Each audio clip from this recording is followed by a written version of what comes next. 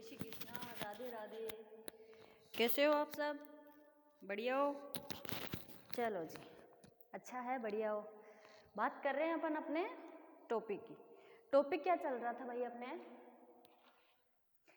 हाँ, एक क्वेश्चन करवाया था जो मैं उसका डेरिवेशन कर रहे थे अपन। यदि एक स्थिर जड़त्व तंत्र के सापेक्ष नियत वेग से कोई तंत्र गति करे तो सिद्ध करो कि वह भी जड़त्वीय तंत्र होगा। इसकी बात कर रहे थे। इसके अंदर अपन आई कैप, जे कैप व के कैप के गुणांकों की तुलना कर रहे थे। इक्वेशन क्या थी देखो अपने पास। इक्वेशन क्या आई थी, आ जाओ जी। इक्वेशन ऐसी कुछ थी,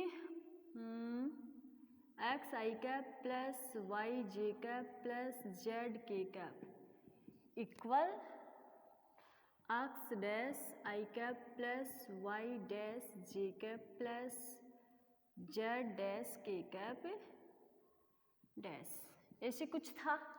ऐसे ही इक्वेशन थी माइनस वी एक्स आई कैप प्लस वी वाई जे कैप प्लस वी जेड के कैप और मल्टीप्लाई में क्या था, टी था। ठीक है, अब यहाँ से अपन क्या कर रहे थे, आई कैप, जे कैप व के कैप की तुलना करने पर। तो देखो आई कैप, जे कैप व के कैप की तुलना करने पर, ये अपन ने पिछली वाली क्लास में कर लिया था पर कोई नहीं है, रूटीन में ले लेते हैं इसको थोड़ा सा। तो देखो जी, पीछे भी कर चुके हैं इक्वेशन अपन। ये आई कैप की तुलना करोगे तो क्या आ जाएगा, यहाँ पे भी आई कैप है, यहाँ पे भी आई कैप है कि नहीं है? है। तो यहाँ पे क्या आ जाएगा, अच्छा क्या था ये यहाँ पे, अच्छा अक्ष डैश वाली उधर थी, अक्ष वाली इधर थी। माफ करना भाई लोगों, देखो थोड़ा सा वो हो गया, चलो सही करते हैं इसको अपन। आ जाओ आ जाओ आ जाओ आ जाओ, कुछ नया होता रहता है ऊपर नीचे। ये लो, एक्स डैश आई cap dash plus Y dash जे cap dash plus k cap, अरे यार जेड डैश के कैप डैश इक्वल क्या था अपने साथ यहाँ पे, एक्स आई कैप प्लस वाई जे कैप प्लस जेड के कैप, यही था। चलो जो भी है, अब यहाँ से क्या कर रहे हैं अपन, आई कैप की तुलना कर रहे हैं। ठीक है, इन तीनों वाले पार्टों में क्या करेंगे, एक ये वाला पार्ट है, एक ये वाला पार्ट है और एक ये वाला पार्ट है। इन तीनों में क्या करेंगे अपन, आई कैप की तुलना करते हैं। यहाँ पे आई कैप डैश है, यहाँ पे आई कैप है और यहाँ पे आई कैप है। तो क्या करेंगे, यहाँ पे क्या आ जाएगा अपने पास, एक्स डैश। ठीक है, अब यहाँ पे एक्स की आई की और यहाँ पे भी ये आई है, तो क्या अपन इसको ऐसे लिख सकते हैं, अक्ष माइनस वी एक्स लिख सकते हैं।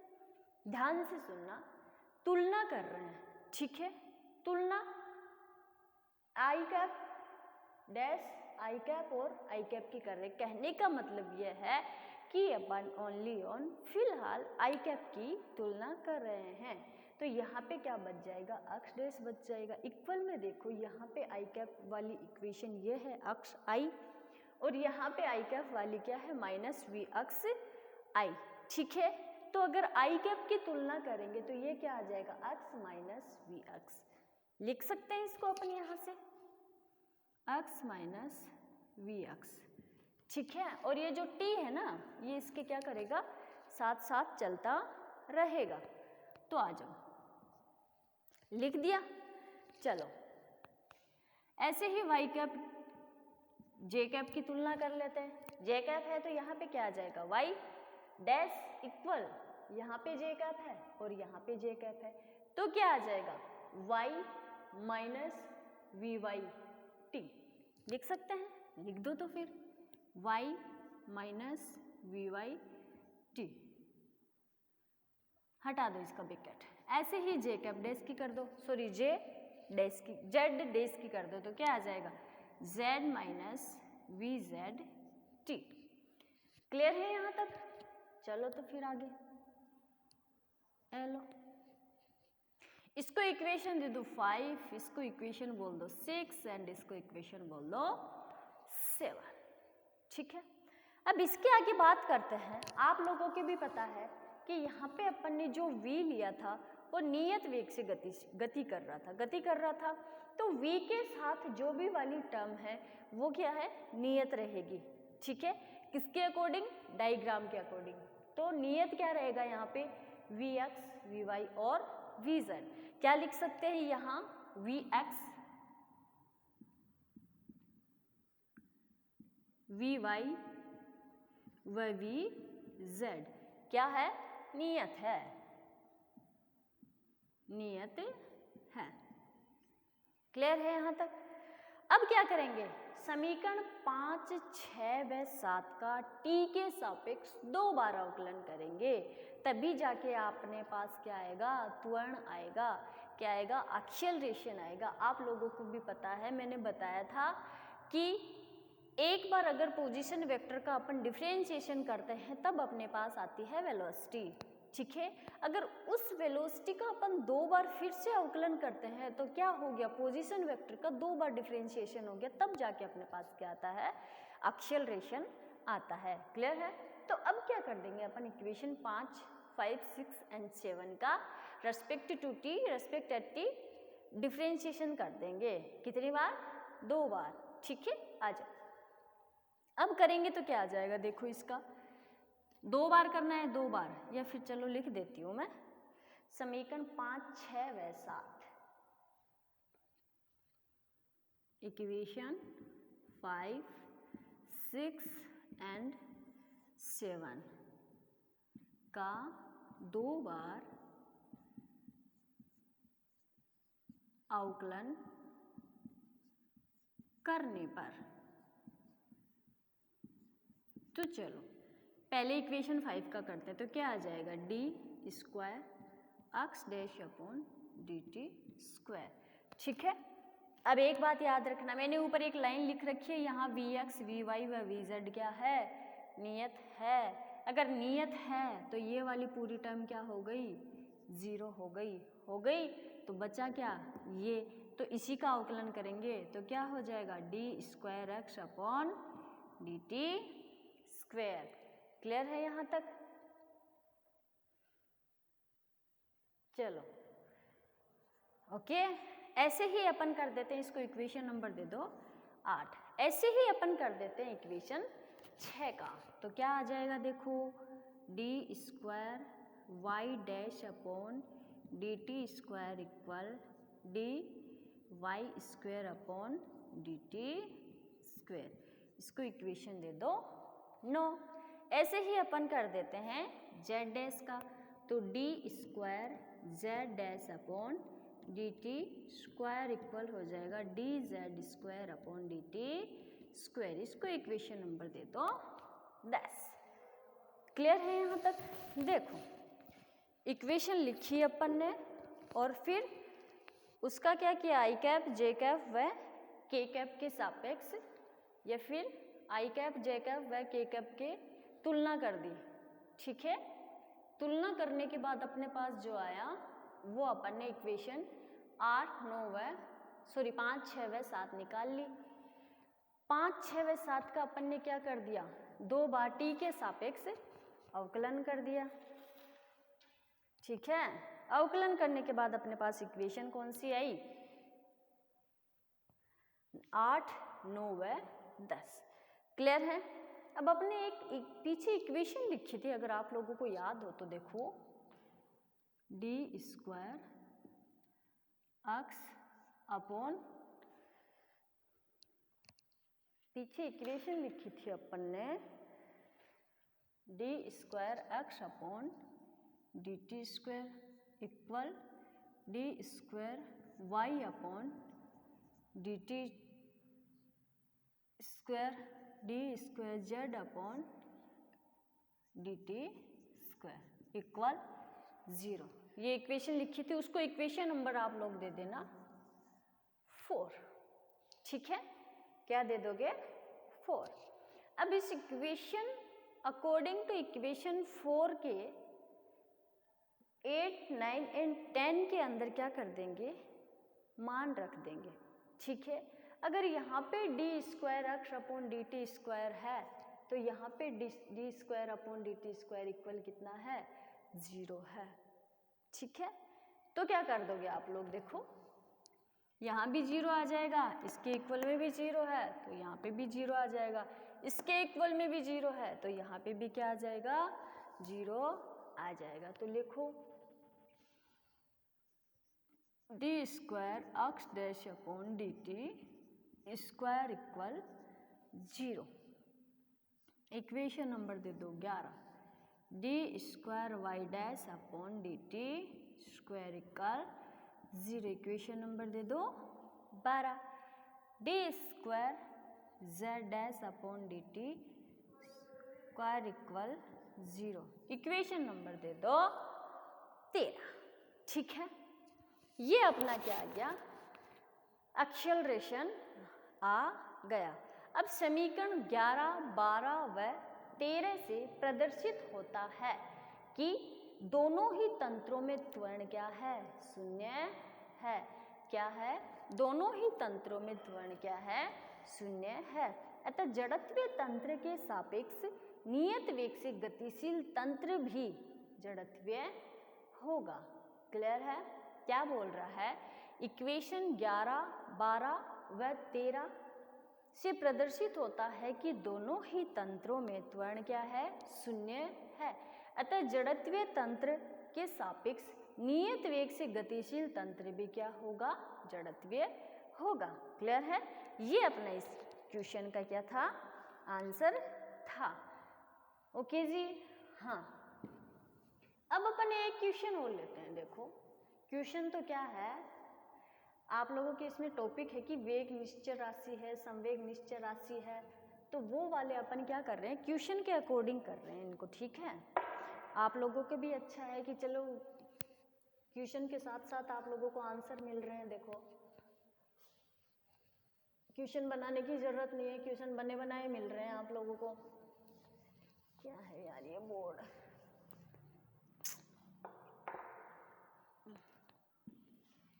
चलो जी, अभी अपन क्वेश्चन लिखेंगे और उसका क्या करेंगे, आंसर लिखेंगे। बात करते हैं अपने क्वेश्चन की, पहले ये बोर्ड तो साफ हो जाए अच्छे से, पता नहीं क्या डस्ट है ऐसा।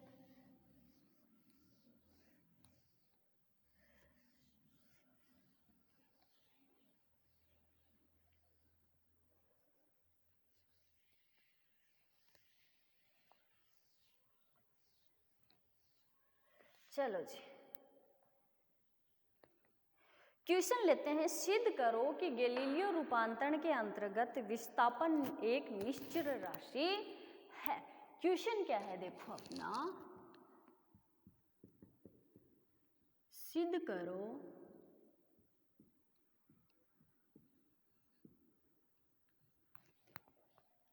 गैलीलियो रूपांतरण के अंतर्गत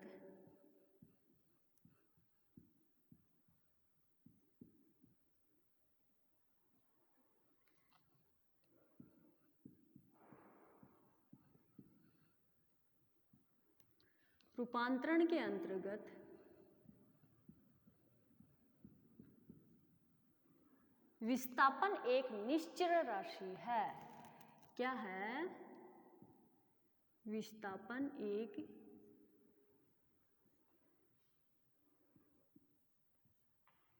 निश्चर इनवेरिएंट राशि है।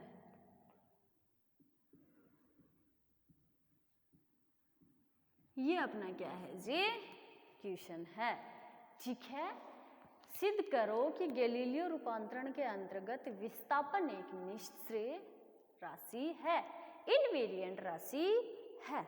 अब वो ही अपन दो फ्रेम ऑफ रेफरेंस लेंगे, एक लेंगे एस और एक लेंगे एस डैश। तो आ जाओ पहले निर्माण कर दो इन दोनों का। देखो ये लो, ये अपन ने ले लिया कोई एस और ये अपन ले लेते हैं यहाँ पे कोई एस डैश, ठीक है। ये लो जी, ओके। पर याद रखना एस क्या है यहाँ पे, स्थिर है, ओके। और एस डेस क्या है, वही v नियत वेग से क्या कर रहा है, गति कर रहा है।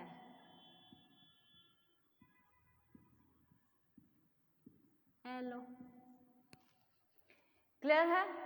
अब क्या बोल रहा है ये, विस्थापन चाहिए अपने को, क्या चाहिए, विस्थापन चाहिए। तो विस्थापन कितनी चीजों के बीच निकलता है, दो चीजों के बीच निकलता है, ठीक है।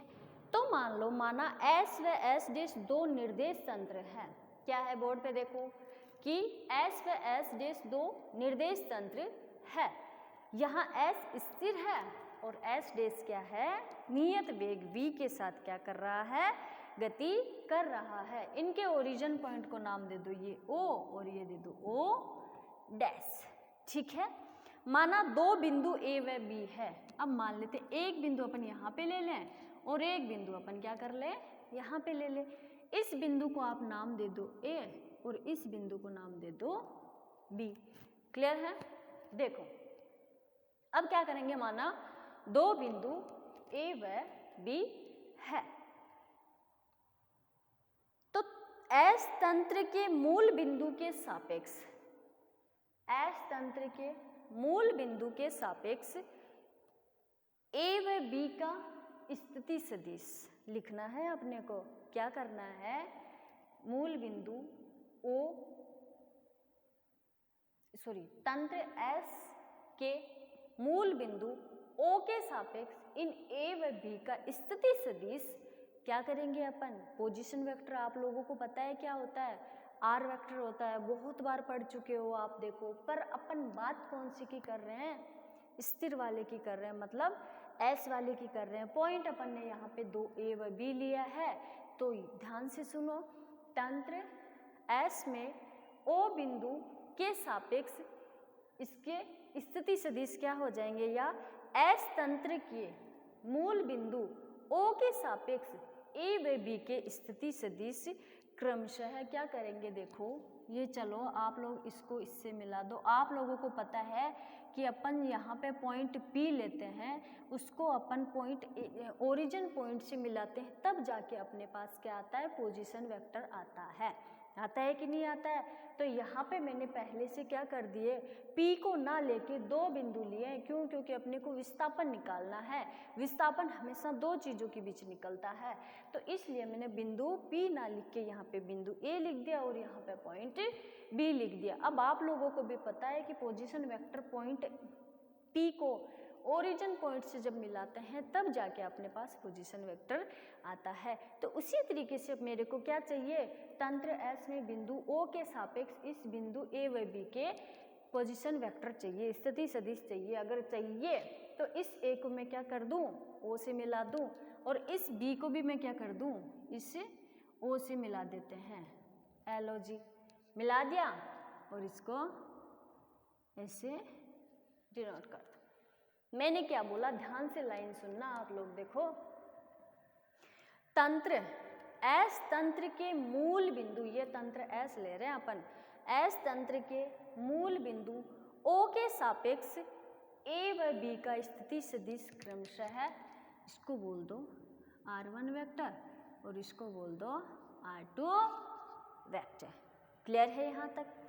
अब माना किसी कण का विस्थापन A से B तक होता है और यह विस्थापन क्या होगा, किसी बिंदु का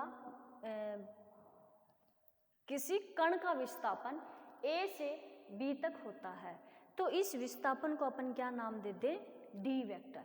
ठीक है, क्या नाम दे देंगे, यहाँ से लेके इस वाली डिस्टेंस को क्या नाम दे देंगे, D वेक्टर नाम दे देंगे। क्यों?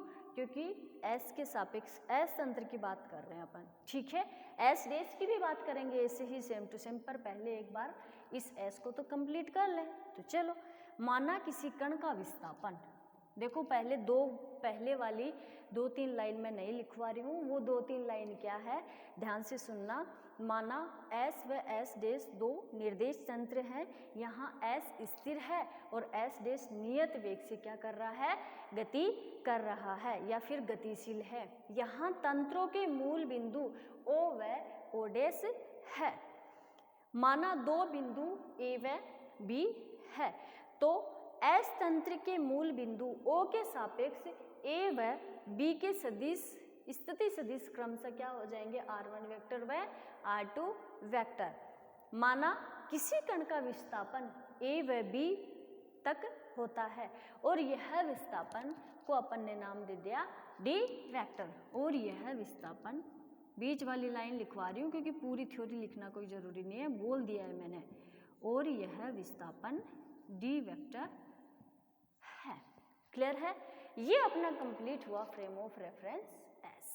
जैसे अपन ने same to same frame of reference के अंदर बात की है, वैसे ही अपन सेम टू सेम किसके अंदर बात कर लेंगे, frame of reference S dash के अंदर। तो सेम वो ही बात लिखेंगे, एस डेस तंत्र का ओ डेस बिंदु के सापेक्ष ए व बी के स्थिति सदिश क्रम से क्या हो जाएंगे, r1 वेक्टर डैश और r2 वेक्टर डैश। पर इससे पहले एक चीज याद रखो, अगर यहाँ पे विस्थापन अपन ने डी वेक्टर लिया है तो क्या अपन इसको ऐसे लिख सकते हैं, D vector equal r2 vector minus r1 vector. इसको इक्वेशन दे दो 1। क्लियर है? किसके सापेक्ष है ये, एस के सापेक्ष। ठीक है, किसके सापेक्ष है ये, एस के सापेक्ष। ध्यान से विस्थापन निकालना है। विस्थापन आप लोगों को पता है r2 माइनस r1 होता है। ठीक है, ये अपन ने एस वाले की बात की। अब अपन वैसे ही एस डेस वाले की बात कर लेते हैं। क्या करेंगे, तंत्र एस डेस के मूल बिंदु ओ डेस का, ओ डेस के सापेक्ष ए व बी का स्थिति सदिश, पर स्थिति सदिश लिखेंगे कैसे, जैसे इसका जो अपन ने डायग्राम ड्रॉ किया है सेम टू सेम वैसे ही अपने को क्या करना है, एस डेस का करना है। देखो इस ए वाले बिंदु को अपन किससे मिला देंगे, ओ डेस वाले से मिला देंगे, तभी जाके तो अपने पास पोजीशन वेक्टर आएगा। और ऐसे ही इस बी बिंदु को अपन किससे मिला देंगे, इस ओ डेस वाले से। अब जाके इसका पोजीशन वेक्टर आएगा कौन से फ्रेम ऑफ रेफरेंस का, एस डेस का। तो इसको क्या नाम दे दो आप, आर वेक्टर डैश, और इसको दे दो r2 वेक्टर डैश। जैसे इसका विस्थापन अपन ने डी वेक्टर माना, वैसे ही माना क्या माना, वैसे ही अपन इसका विस्थापन क्या ले लेंगे, डी वेक्टर डैश, और इसका विस्थापन क्या आ जाएगा, r2 vector dash minus r1 vector dash. तो ठीक है, लिख लो, फिर डायरेक्टली लिख रही हूँ, देखो मैं D vector dash equal r2 vector dash minus r1 vector dash. इसको इक्वेशन दे दो। ये किसके सापेक्ष है, एस डैश के सापेक्ष। ये लो जी, क्लियर है। चलो अब अपन वो से ही बात करते हैं। ये अपन ने अभी तक फिलहाल डायग्राम बना के विस्थापन लिखा है। ठीक है, आ जाओ फिर वैसे ही गैलीलियो स्थिति रूपांतरण समीकरण से। किससे, गैलीलियो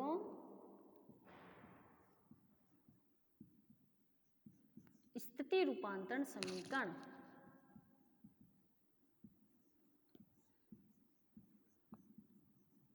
रूपांतरण समीकरण क्या थी गैलीलियो स्थिति रूपांतरण समीकरण, R vector dash equal R vector minus V T. यही थी। तो चलो यहाँ तक सबको क्लियर है, किसी को कोई डाउट नहीं होना चाहिए। देखो भाई, चलो अब इसके आगे अपन बात करते हैं। इससे अपन निकालेंगे स्थिति विस्थापन निकालेंगे।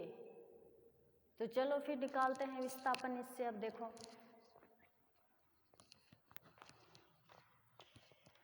इस समीकरण के आधार पर हम कह सकते हैं क्या, कौन से समीकरण के आधार पर, इस समीकरण के आधार पर, इस समीकरण के आधार पर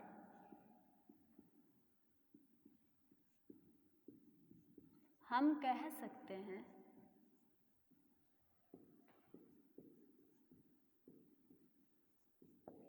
क्या, r1 vector dash equal r1 vector minus V T. कह सकते हैं कि नहीं कह सकते हैं। इस स्थिति के सापेक्ष दो फ्रेम ऑफ रेफरेंस लिए हैं, तो क्या करेंगे, 1 का निकाल रहे हैं पहले, तो क्या कर देंगे, r1 vector dash equal r1 vector, तो इसको भी क्या बोल सकते हैं अपन, इसको इक्वेशन दे दो 3 और इसको क्या बोल दोगे r2 vector dash equal r2 vector minus vt, इसको इक्वेशन नंबर दे दो। क्यों इक्वेशन लिख दी, फ्रेम ऑफ रेफरेंस कितने हैं 2 है, तो एक बार तो 1 1 कर दिया मतलब S वाला कर दिया, और एक बार क्या कर दिया 2 2 कर दिया, ठीक है। तो चलो अब इक्वेशन क्या कर देंगे, 4 को 3 में से घटा देंगे, तभी अपने पास क्या आएगा विस्थापन आएगा। तो क्या कर दोगे इक्वेशन 4 माइनस 3, तो कर दो फिर, आ जाओ। चाहिए क्या, विस्थापन ही तो चाहिए, और सिद्ध करना है कि विस्थापन एक निश्चर राशि, निश्चर की भी बात करेंगे देखो अपन। तो घटा दो r2 माइनस r1 डैश, ठीक है। तो ये क्या आ जाएगा देखो r2 वेक्टर माइनस vt और minus r1 minus vt, clear है, आ जाओ जी। ये क्या हो जाएगा r2 vector minus v vector t, okay. अब माइनस ये क्या हो जाएगा r1 vector minus minus plus, तो ये क्या हो जाएगा vt, इस vt से ये vt चला गया, तो अपने पास क्या बच गया r2 वेक्टर डैश माइनस